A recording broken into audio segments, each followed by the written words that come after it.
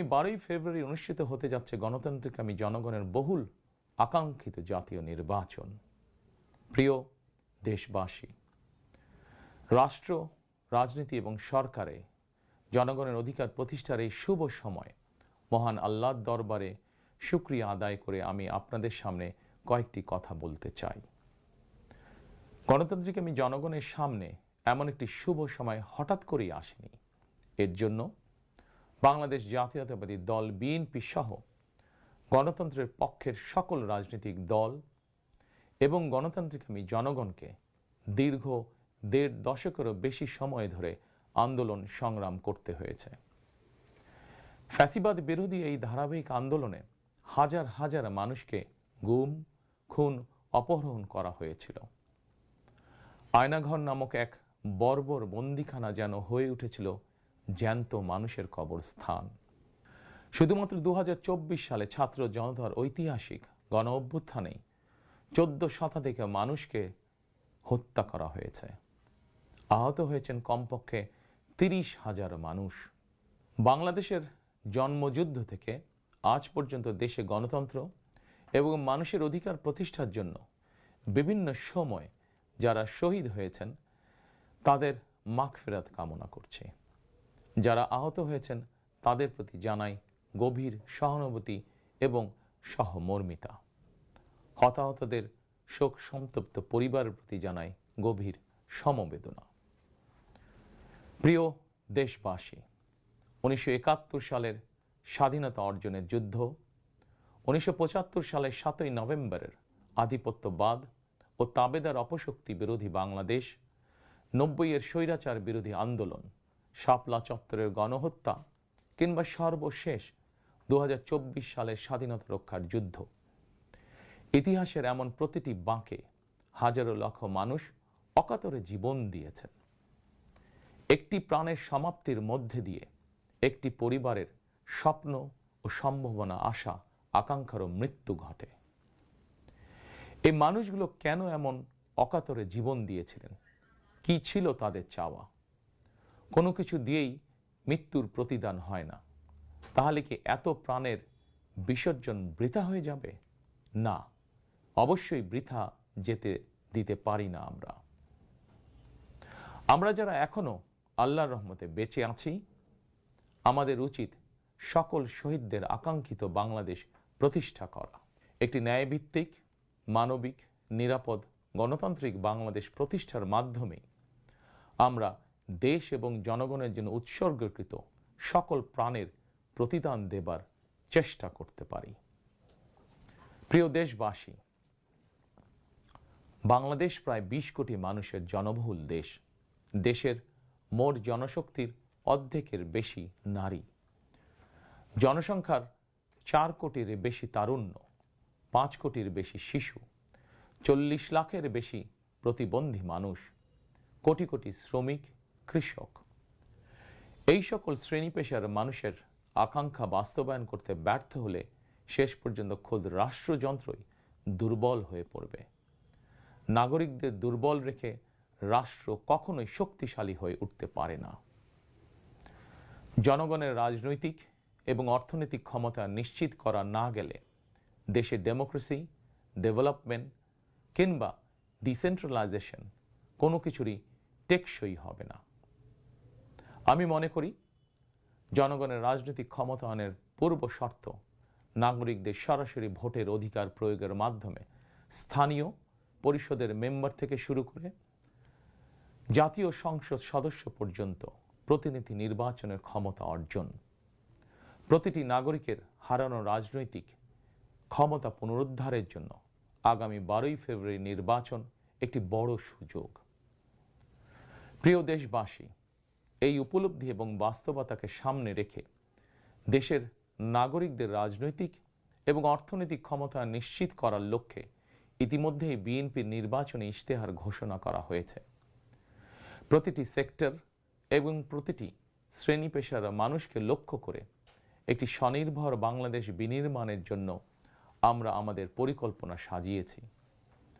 বর্তমান প্রজন্মের সামাজিক, অর্থনৈতিক, রাজনৈতিক অধিকার পুনর্বহাল এবং ভবিষ্যৎ প্রজন্মের জন্য একটি নিরাপদ মানবিক বাংলাদেশ প্রতিষ্ঠার লক্ষ্য নিয়েই চূড়ান্ত করা হয়েছে বিএনপির সকল পরিকল্পনা।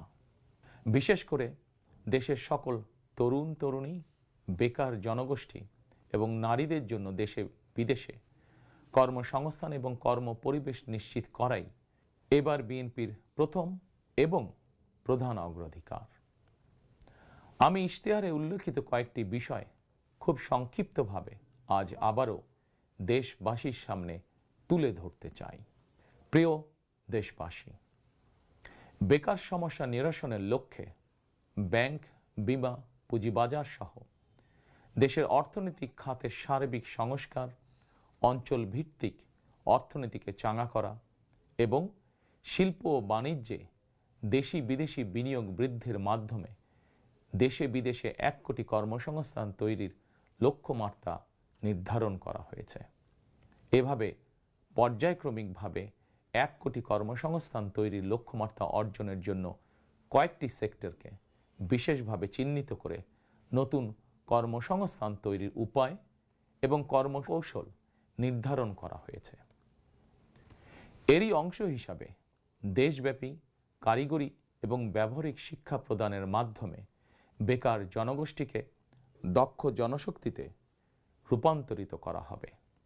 কলেজ, মাদ্রাসা, বিশ্ববিদ্যালয় বিনামূল্যে স্কিলস ডেভেলপমেন্ট, ফ্রিল্যান্সিং এবং আউটসোর্সিং প্রশিক্ষণ প্রদান করা হবে, যাতে করে বেকার যুবক কিংবা তরুণ তরুণীরা দেশে বিদেশে উচ্চ বেতনের চাকরির জন্য প্রস্তুত হয়ে সরাসরি কর্মক্ষেত্রে কর্মসংস্থানে যুক্ত হতে পারেন। প্রতিটি অঞ্চল ভিত্তিক স্থানীয়ভাবে বিখ্যাত এবং ঐতিহ্যবাহী পণ্যের উৎপাদন এবং বাজারজাতকরণের জন্য বিশেষ উদ্যোগ নেওয়ার প্রস্তুতি রয়েছে। স্থানীয় কুটির শিল্প ও এসএমই খাত বিকশিত করার জন্য সহজ এবং স্বল্প সুদে ঋণ সুবিধা দেওয়ার পরিকল্পনা আমাদের রয়েছে।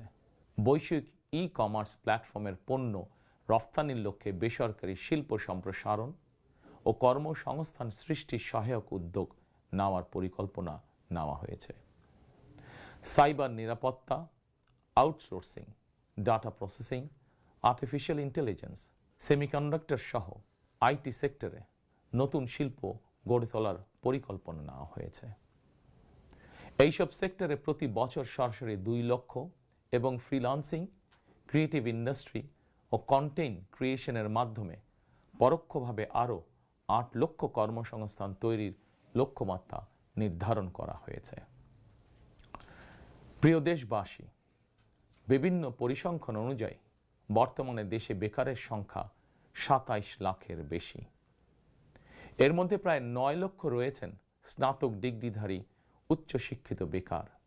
এদের মধ্যে প্রায় 22% তরুণ তরুণী কোনো প্রকার শিক্ষা, চাকরি ও প্রশিক্ষণে সম্পৃক্ত নয়। এই বিপুল সংখ্যক বেকারের অধিকাংশই 15 থেকে 29 বছর বয়সী। 12 ফেব্রুয়ারি নির্বাচনে জনগণের রায় বিএনপি সরকার গঠন করতে সক্ষম হলে বিএনপি শিক্ষিত তরুণ তরুণীদের জন্য 6 মাস থেকে সর্বোচ্চ 1 বছর কিংবা কর্মসংস্থান না হওয়া পর্যন্ত বিশেষ আর্থিক ভাতা প্রদান করার সিদ্ধান্ত নিয়েছে। আমরা মনে করি এই বেকার ভাতা হয়তো একজন শিক্ষিত বেকারকে সে উদ্যোগে কর্মসংস্থান সৃষ্টির ক্ষেত্রে সক্ষমতা অর্জনেও সহায়ক ভূমিকা রাখবে। প্রিয় দেশবাসী, দেশের অর্ধেক জনশক্তির বেশি নারী শক্তিকে রাষ্ট্র, রাজনীতি, অর্থনীতির মূলধারার বাইরে রেখে দেশের অগ্রগতি সম্ভব নয়। দেশে প্রায় 4 কোটি পরিবার রয়েছে। যদি আপনারা বিএনপিকে রাষ্ট্র পরিচালনার দায়িত্ব দেন, তাহলে আমরা এবার প্রথমবারের মতন দেশে প্রতিটি পরিবারের জন্য ফ্যামিলি কার্ড ইস্যু করার চূড়ান্ত সিদ্ধান্ত নিয়েছি। পরিবারগুলোর নারী প্রধানের নামে ফ্যামিলি কার্ড ইস্যু করা হবে। তবে প্রথম পর্যায়ে অর্থনৈতিকভাবে পিছিয়ে থাকা প্রান্তিক এবং নিম্ন আয়ের পরিবারকে সুরক্ষা দিতে ফ্যামিলি কার্ডে প্রতি মাসে 2500 টাকা কিংবা সমমূল্যে নিত্য প্রয়োজনীয় খাদ্য সহায়তা দেওয়া হবে। ফ্যামিলি কার্ডের মাধ্যমে আর্থিক সহযোগিতার পরিমাণ, প্রয়োজন এবং বাস্তবতার নিরিখে পর্যায়ক্রমে বাড়ানো হবে। ফ্যামিলি কার্ডটিকে আমরা নারীর অর্থনৈতিক ক্ষমতায়নের প্রতীক হিসাবে মনে করি। প্রিয় ভাই ও বোনেরা, দেশনেত্রী মরহুমা বেগম খালেদা জিয়া নারী শিক্ষার উন্নয়নে দেশে স্নাতকোত্তর পর্যন্ত বিনা বেতনে শিক্ষার সুযোগ চালু করেছিলেন। আপনারা বিএনপিকে আবারও রাষ্ট্র পরিচালনার দায়িত্ব দিলে নারীদের বিনা বেতন শিক্ষা গ্রহণের সুবিধা অব্যাহত রাখার পাশাপাশি নীতি নির্ধারণে নারীর অংশগ্রহণ ও ভূমিকা বাড়ানো হবে। নারী উদ্যোক্তাদের আর্থিক ও দক্ষতা উন্নয়নে বিশেষ সহায়তা প্রদানের পাশাপাশি আনুষ্ঠানিক খাতে নারী কর্মসংস্থান বৃদ্ধি করার পরিকল্পনা আমাদের রয়েছে। উপজেলা পর্যায়ে বিশেষায়িত নারী কল্যাণ কেন্দ্র প্রতিষ্ঠা করার পরিকল্পনা আমাদের রয়েছে। স্বাচ্ছন্দ্যে চলাফেরা নিশ্চিত করতে শুধুমাত্র নারীদের জন্য বিশেষায়িত ইলেকট্রিক পরিবহন চালু করা হবে। কর্মপরিবেশ নিশ্চিত করতে কর্মস্থলে ডে কেয়ার ও ব্রেস্টফিডিং কর্নার স্থাপন করা হবে। এছাড়া বিশেষ করে রাজধানী ঢাকা সহ বিভাগীয় শহরগুলোতে কয়েকটি নির্দিষ্ট স্থানে হাইজিনিক বাথরুম নির্মাণের পরিকল্পনা আমাদের রয়েছে। আমাদের সমাজের নারীরা নানাভাবে হয়রানি এবং সহিংসতার শিকার হন। বর্তমান সময়ে নারীর প্রতি সাইবার বুলিং উদ্বেগজনক রূপ নিয়েছে। বুলিং সহ নারীর প্রতি যে কোনো ধরনের সহিংসতা বন্ধে কঠোর আইন প্রয়োগের পরিকল্পনা এবং সিদ্ধান্ত আমাদের রয়েছে। নারী নির্যাতন ও ধর্ষণের বিরুদ্ধে দৃষ্টান্তমূলক শাস্তি নিশ্চিত অবশ্যই ইনশাআল্লাহ করা হবে। প্রিয় দেশবাসী, সময়ের সাথে সাথে অর্থনীতির নানা খাত বাড়লেও দেশের অর্থনীতি এখনো মূলত কৃষি নির্ভর। বিএনপি বিশ্বাস করে কৃষকের স্বার্থ রক্ষার অর্থ দেশের স্বার্থ রক্ষা। এজন্যই আমরা বলি, বাঁচলে কৃষক বাঁচবে দেশ। এই উপলব্ধি থেকেই আমরা কৃষকদের স্বার্থ রক্ষার জন্য কৃষকদের জন্য ফার্মার্স কার্ড ইস্যুর উদ্যোগ নিয়েছি। এই কার্ডের মাধ্যমে কৃষক একদিকে কৃষি সংক্রান্ত হালনাগাদ তথ্য পাবেন, অপরদিকে সরকারের কাছ থেকে পাবেন আর্থিক এবং অন্যান্য প্রয়োজনীয় সহযোগিতা। দেশে কোটি কোটি কৃষক শ্রমিক রয়েছেন, অধিকাংশই কর্মক্ষম। কর্মক্ষম কৃষকদের জন্য একদিকে যেরকম কর্মসংস্থান প্রয়োজন, অপরদিকে প্রয়োজন তাদের শ্রমের ন্যায্য মজুরি এবং নিরাপদ কর্মপরিবেশ। আমরা মনে করি কর্মক্ষম এই জনশক্তির শ্রমই হতে পারে বাংলাদেশকে পুনরায় স্বনির্ভর ও সমৃদ্ধ বাংলাদেশে রূপান্তরের চাবিকাঠি। এ কারণেই আমরা বলি, করব কাজ, গড়ব দেশ, সবার আগে বাংলাদেশ। তাই আমরা আমাদের কর্ম পরিকল্পনায় কৃষকদের স্বার্থ রক্ষায় সর্বাধিক গুরুত্ব দিয়েছি। প্রিয় দেশবাসী, আমাদের জনসংখ্যার একটি বিপুল অংশ স্কুল, কলেজ, মাদ্রাসা এবং বিশ্ববিদ্যালয় শিক্ষার্থী। জ্ঞান, বিজ্ঞান আর তথ্য প্রযুক্তির এই বিকাশমান বিশ্বে বাংলাদেশের কোটি কোটি শিক্ষার্থী, এইসব তরুণ তরুণীরাই বদলে দিবে আগামীর বাংলাদেশ। তবে একাডেমিক শিক্ষার স্তরের সর্বোচ্চ ধাপে পৌঁছার এই যাত্রা পথে লক্ষ লক্ষ শিক্ষার্থী কিন্তু বিভিন্ন পর্যায়ে ড্রপ আউট হয়ে যান। নানা বাস্তবতায় ড্রপ আউট হয়ে যাওয়া শিক্ষার্থীদের তালিকায় বিশ্বের যে কয়েকটি দেশ শীর্ষস্থানে রয়েছে, বাংলাদেশ তার অন্যতম। একজন শিক্ষার্থী শিক্ষা স্তরের যে কোনো পর্যায়ে ড্রপ আউট হওয়ার পর তাদেরকে যেন বেকার জীবন কাটাতে না হয়, সেজন্য হাই স্কুল পর্যায় থেকে আমরা শিক্ষা কারিকুলামে কারিগরি এবং ব্যবহারিক অর্থাৎ টেকনিক্যাল এবং ভোকেশনাল শিক্ষাকে আবশ্যকীয় করার প্রস্তুতি এবং পরিকল্পনা নিয়ে রেখেছি। একই সঙ্গে দেশের জনশক্তিকে জনসম্পদে রূপান্তর করতে বাংলা এবং ইংরেজির পাশাপাশি হাই স্কুল পর্যায় থেকে সিলেবাসে তৃতীয় আরেকটি ভাষা শিক্ষার ব্যবস্থা রাখার সিদ্ধান্ত এবং পরিকল্পনা আমরা গ্রহণ করেছি। আমরা মনে করি একজন ব্যক্তির একাধিক ভাষা জ্ঞান থাকলে বিশ্বের যে কোনো দেশেই কর্মসংস্থানের অভাব হবে না। বৈশ্বিক চ্যালেঞ্জ মোকাবেলা করে একজন শিক্ষার্থী যাতে যোগ্যতম হিসেবে এগিয়ে যেতে পারেন, সেই চিন্তাকে সামনে রেখেই আমরা শিক্ষা বিশেষজ্ঞদের গবেষণা এবং সুপারিশের ভিত্তিতে শিক্ষা কারিকুলাম পরিমার্জনের পরিকল্পনাও চূড়ান্ত করেছি। আমরা শিক্ষা কারিকুলাম এমনভাবে ঢেলে সাজানোর প্রস্তুতি নিয়েছি যাতে সকল শিক্ষার্থী শিক্ষা স্তরের প্রতিটি ধাপে একাডেমিক জ্ঞানের পাশাপাশি একটি বিশেষ কারিগরি ব্যবহারিক শিক্ষার দক্ষতাও অর্জন করতে সক্ষম হন। প্রিয় দেশবাসী, আমরা রিজিকে বিশ্বাস করি এবং সাধারণত আমরা রিজিক বলতে খাওয়া দাওয়া কিংবা অর্থ সম্পদকে বুঝি। তবে ধর্মীয় দৃষ্টিতে রিজিকের একাধিক স্তর রয়েছে। সবচেয়ে গুরুত্বপূর্ণ একটি স্তর হচ্ছে মানুষের শারীরিক ও মানসিক সুস্থতা। শারীরিক ও মানসিক সুস্থতার জন্য আমরা জনগণের স্বাস্থ্য সেবা নিশ্চিত করার কার্যকর উদ্যোগ এবং পরিকল্পনা গ্রহণ করেছি। জনগণের দৌড়গোড়ায় চিকিৎসা সেবা পৌঁছে দিতে prevention is better then cure, অর্থাৎ প্রতিকারের চেয়ে প্রতিরোধী উত্তম, আমরা এই নীতিতে প্রবর্তন করতে চাই। এই লক্ষ্যে আমরা প্রাথমিক স্বাস্থ্য ও চিকিৎসা কোর্স সম্পন্ন করিয়ে সারা দেশে 1 লক্ষ হেলথ কেয়ার নিয়োগ দেওয়ার পরিকল্পনা গ্রহণ করেছি। নিয়োগ পাওয়া হেলথ কেয়ারদের শতকরা 80% হবেন নারী সদস্য। প্রতিটি ইউনিয়ন পর্যায়ে নিয়োগ পাওয়া হেলথ কেয়ারগণ মানুষের দৌড়গোড়ায় যাবেন এবং তাদেরকে প্রাথমিক চিকিৎসা ও পরামর্শ দেবেন। আমরা মনে করি কোনো রোগ প্রতিরোধের ব্যাপারে প্রাথমিক পর্যায়ে সঠিক পরামর্শ পেলে অনেক রোগী শুরুতেই নিরাময় করা সম্ভব হয়ে ওঠে। প্রিয় দেশবাসী,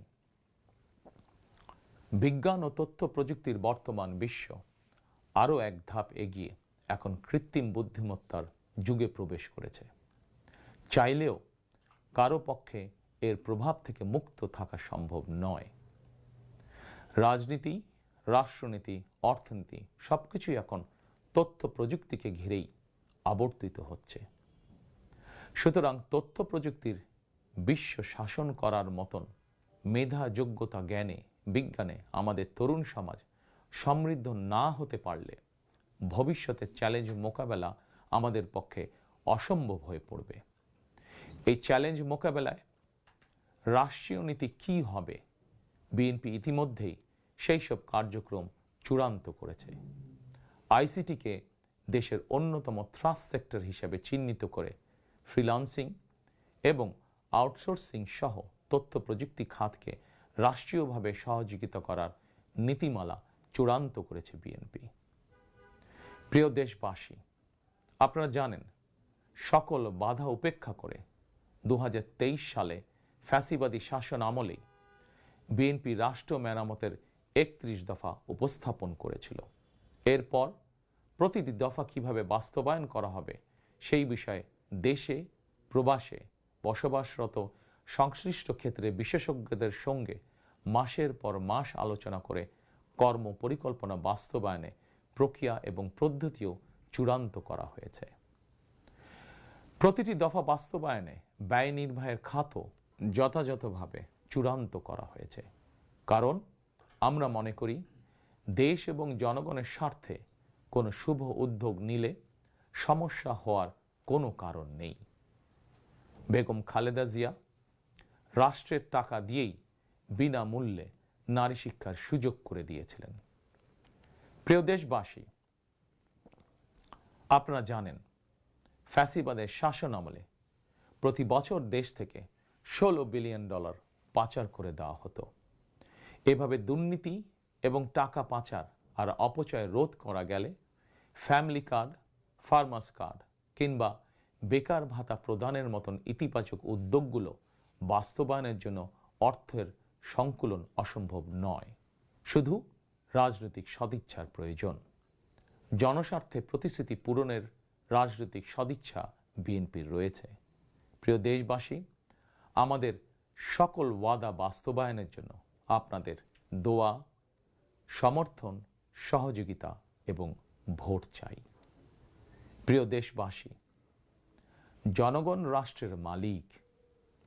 জনগণ রাষ্ট্রের মালিক হলে রাষ্ট্রের সুযোগ সুবিধাও ভোগ করা জনগণের অধিকার।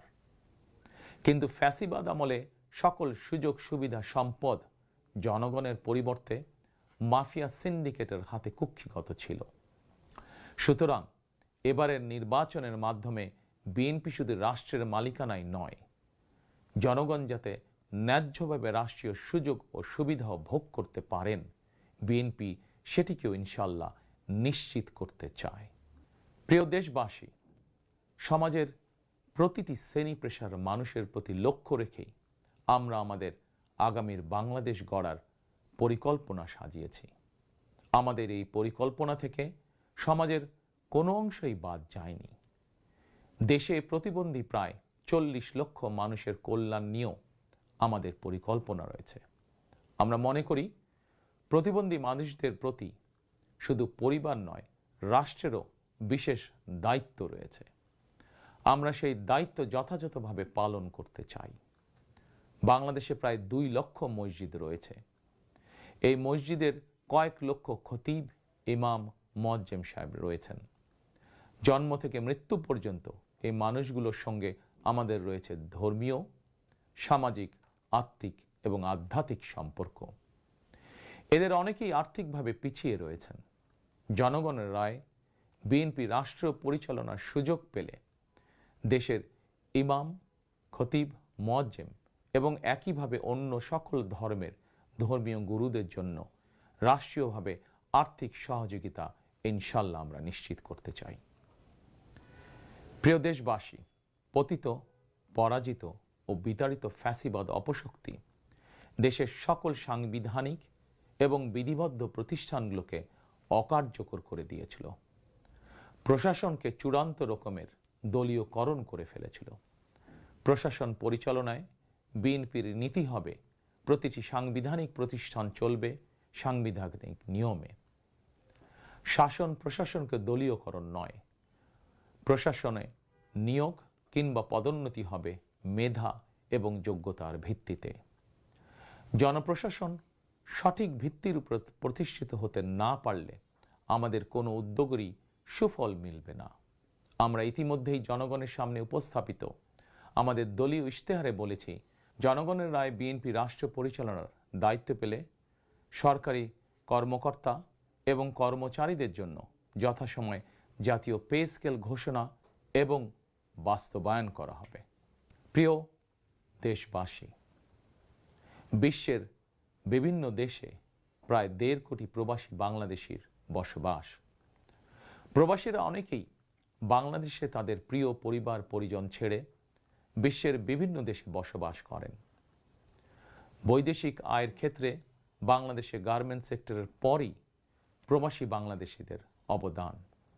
কিন্তু দেশে প্রবাসীদের সুযোগ সুবিধা, সম্মান এবং মূল্যায়নের ক্ষেত্রে তাদের অভিযোগ দীর্ঘদিনের।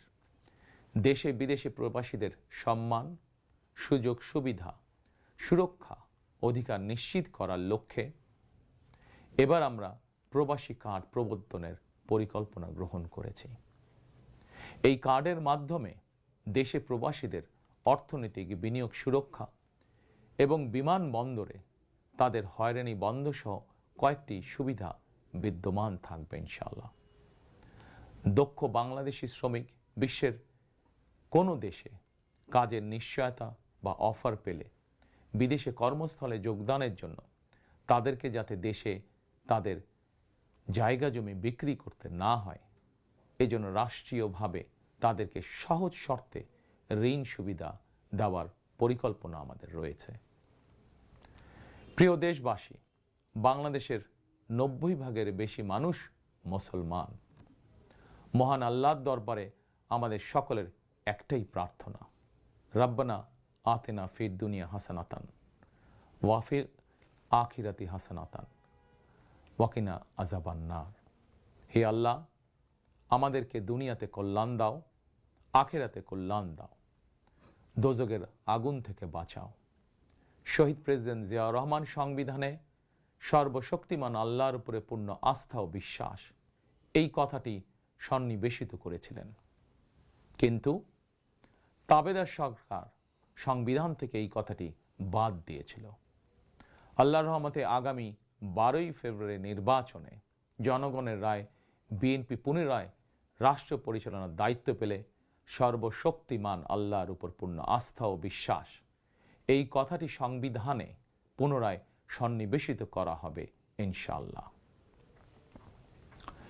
প্রিয় দেশবাসী, আমাদের এই ধর্মীয় বিশ্বাস এবং মূল্যবোধের বিরুদ্ধে বিভিন্ন সময় সামাজিক রাজনৈতিক আগ্রাসন চালানোর অপচেষ্টা হয়েছিল। অপরদিকে দেশ বরেণ্য অনেক আলেম ওলেমা সোচ্চার কণ্ঠে বলেছেন, কেউ কেউ স্রেফ দলীয় স্বার্থ হাসিলের জন্য ধর্মের অপব্যাখ্যা করে বিশ্বাসী মুসলমানদেরকে বিভ্রান্ত করারও অপচেষ্টা চালাচ্ছে। সুতরাং সকল বিশ্বাসীদের প্রতি আহ্বান, কেউ যেন বিশ্বাসী মুসলমানদেরকে বিভ্রান্ত করতে না পারে সে ব্যাপারে আমাদের সকলকে সতর্ক থাকতে হবে।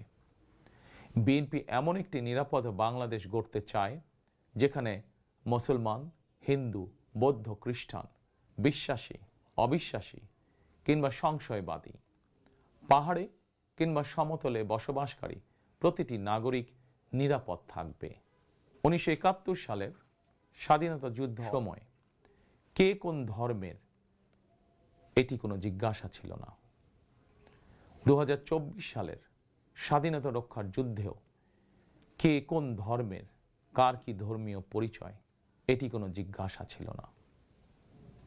আমরা মনে করি ধর্ম যার যার, রাষ্ট্র সবার।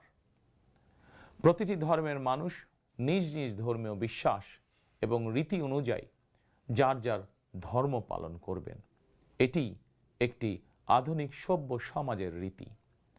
সকল নাগরিকের শান্তি এবং নিরাপত্তা নিশ্চিত করা রাষ্ট্রের দায়িত্ব। ধর্ম যার যার, নিরাপত্তা পাবার অধিকার সবার।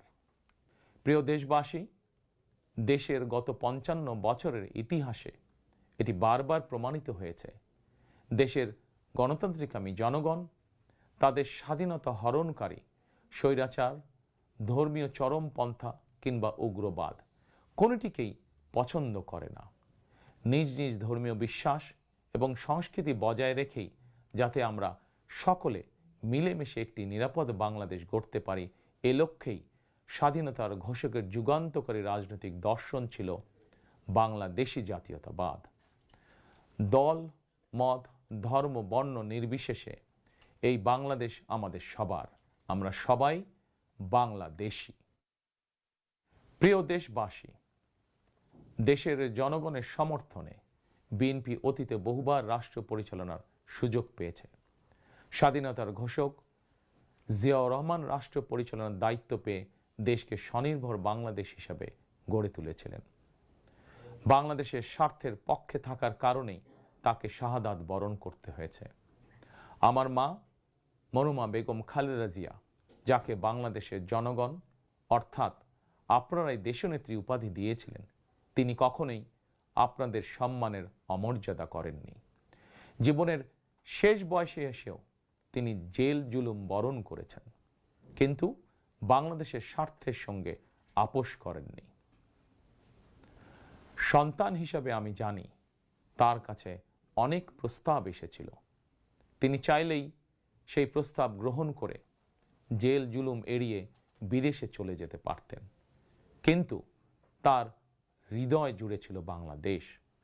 দেশের স্বাধীনতা প্রিয় গণতান্ত্রিকামী জনগণের বিশ্বাস ছিল খালেদা জিয়া জালিমের কারাগারে থাকলেও তিনি তাবেদার অপশক্তির ভয়ের কারণ। খালেদা জিয়াও জনগণের বিশ্বাস এবং ভালোবাসার মর্যাদা দিয়েছিলেন। তিনি দেশেই থেকেছিলেন শেষ দিন পর্যন্ত। প্রিয় দেশবাসী, ফ্যাসিবাদ মুক্ত বাংলাদেশে আপসীন নেত্রী বেগম খালেদা জিয়া দেশে পুনরায় গণতন্ত্রকে প্রাতিষ্ঠানিক রূপ দিতে চেয়েছিলেন, জনগণের অধিকার প্রতিষ্ঠা করতে চেয়েছিলেন। দেশের স্বাধীনতা প্রিয় গণতান্ত্রিক জনগণের সামনে খালেদা জিয়ার আকাঙ্ক্ষা পূরণের সেই সময় উপস্থিত। আগামী 12ই ফেব্রুয়ারি রাষ্ট্র ও সরকারের জনগণের অধিকার প্রতিষ্ঠার দিন। দেশনেত্রী খালেদা জিয়া জনগণের চূড়ান্ত বিজয় দেখে যেতে পারেননি। প্রিয় দেশবাসী, সারা দেশের সকল ছাত্র জনতা, কৃষক, শ্রমিক, রিক্সা চালক, গার্মেন্টস কর্মী, ফুটপাতের হকার থেকে শুরু করে শিক্ষক, সাংবাদিক, শিল্পী, বুদ্ধিজীবী, পেশাজীবী, শ্রমজীবী, সরকারি বেসরকারি চাকরিজীবী, ব্যবসায়ী কিংবা শিল্প উদ্যোক্তা এবং দেশের সকল মায়েরা, বোনেরা, সবার কাছে আমার বিনীত আবেদন, আপনারা যারা শহীদ জিয়াকে ভালোবাসেন, দেশনেত্রী বেগম খালেদা জিয়াকে ভালোবাসেন, স্বাধীনতা ও গণতন্ত্রকে ভালোবাসেন, আগামী 12ই ফেব্রুয়ারি জাতীয় নির্বাচনে আপনারা ধানের শীষকে বিজয় করুন। ধানের শীষের বিজয়ের অর্থ বাংলাদেশের বিজয়। ধানের শীষের বিজয়ের অর্থ স্বাধীন, সার্বভৌম, তাবেদার মুক্ত বাংলাদেশ। প্রিয় দেশবাসী, শহীদ জিয়া আর দেশনেত্রী বেগম খালেদা জিয়ার সাফল্য যাত্রা অব্যাহত রাখতে আমি আমার দলের নেতাকর্মীদেরকে সঙ্গে নিয়ে বিএনপির রাজনৈতিক, সামাজিক, অর্থনৈতিক কর্মসূচিগুলো বাস্তবায়নের জন্য দীর্ঘদিন থেকে হাতে কলমে প্রস্তুতি নিয়েছি।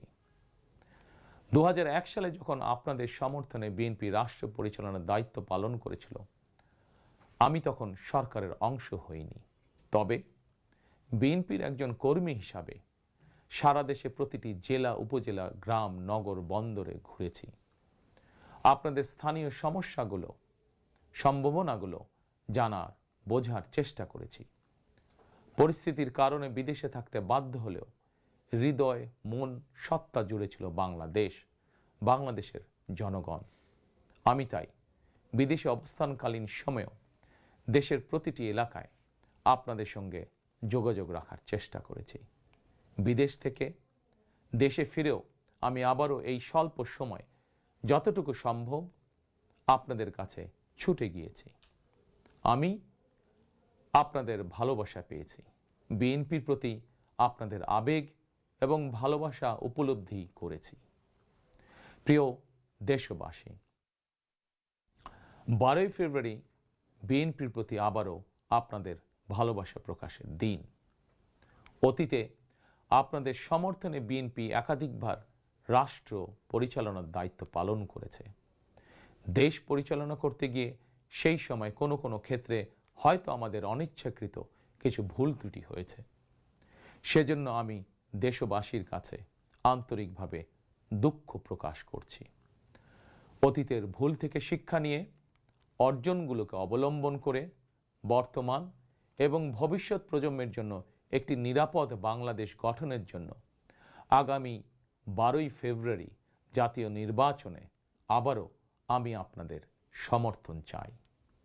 আমি দেশ এবং জনগণের জন্য, আপনার এবং আপনার পরিবারের সদস্যদের জন্য যেসব পরিকল্পনা গ্রহণ করেছি, প্রতিটি পরিকল্পনা বাস্তবায়নের জন্য ধানের শীষে আপনাদের সমর্থন এবং আপনাদের ভোট চাই। প্রিয় দেশবাসী, প্রতিটি পরিকল্পনা বাস্তবায়নের জন্য কঠোরভাবে দুর্নীতি নিয়ন্ত্রণ, আইনের শাসন প্রতিষ্ঠা এবং জনগণের কাছে রাষ্ট্র এবং সরকারকে দায়বদ্ধ রাখার কোনোই বিকল্প নেই। রাষ্ট্র পরিচালনায় আপনাদের সমর্থন পেলে দেশের আগামী দিনে সরকার হবে জনগণের কাছে দায়বদ্ধ।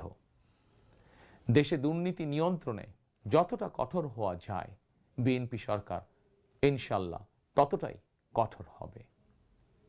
দেশে পুনরায় আইনের শাসন প্রতিষ্ঠিত হবে ইনশাল্লাহ।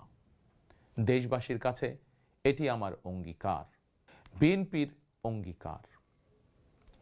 আপনাদের কাছে আমার অঙ্গীকারের কারণ আপনারাই বিএনপির সকল রাজনৈতিক ক্ষমতার উৎস।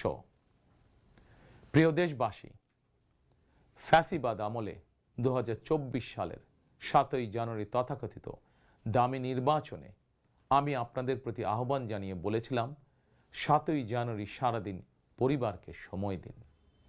বর্তমানে ফ্যাসিবাদ মুক্ত বাংলাদেশে অনুষ্ঠিত জাতীয় নির্বাচনে এবার দেশবাসীর প্রতি আমার আহ্বান, আপনাদের প্রতি আমার বিনীত আবেদন, 12ই ফেব্রুয়ারি সারাদিন ধানের শীষে ভোট দিন।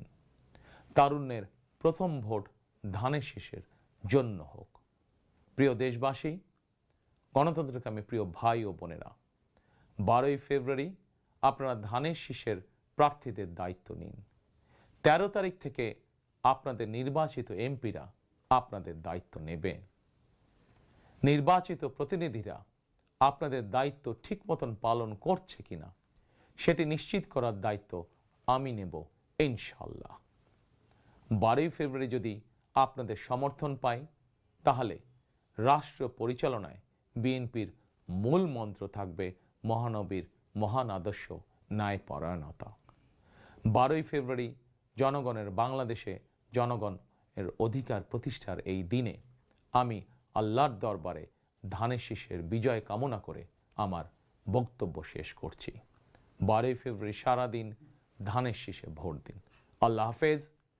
বাংলাদেশ জিন্দাবাদ। বাংলাদেশ জাতীয়তাবাদী দল জিন্দাবাদ।